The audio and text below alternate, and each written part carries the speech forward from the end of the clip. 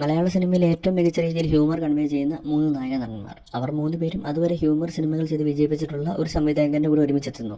അതായിരുന്നു 2011 ഇറങ്ങിയ China town എന്ന സിനിമ. എനിക്ക് തോന്നുന്നു ഈ സിനിമയും ഡബിൾസ് എന്ന മമ്മൂട്ടി സിനിമയും ക്ലാഷ് റിലീസ് ആയിരുന്നു. അന്ന് മമ്മൂട്ടി സിനിമ പരാജയപ്പെടുകയും ഈ സിനിമ വലിയ രീതിയിൽ വിജയമാവുകയും ചെയ്തിരുന്നു.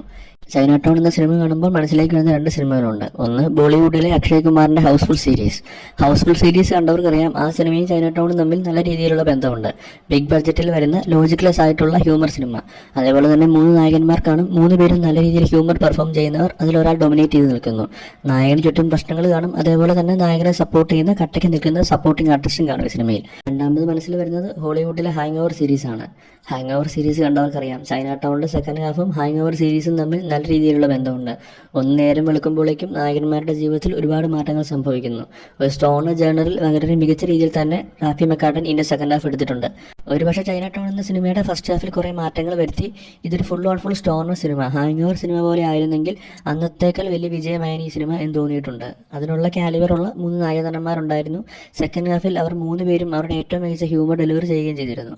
Full on full stoner cinema ആയിരുന്നെങ്കിൽ ഇത് വലിയ രീതിയിൽ വിജയമാവുകയും ഇന്നും ഈ സിനിമയ്ക്ക് ഒരു കൾട്ട് ഫോളോയിങ് ഉണ്ടാവുകയും ചെയ്തേനെ. ഇത് എൻ്റെ മാത്രം അഭിപ്രായമാണ്. നിങ്ങളുടെ അഭിപ്രായം കമൻറ്റ് രേഖപ്പെടുത്തുക.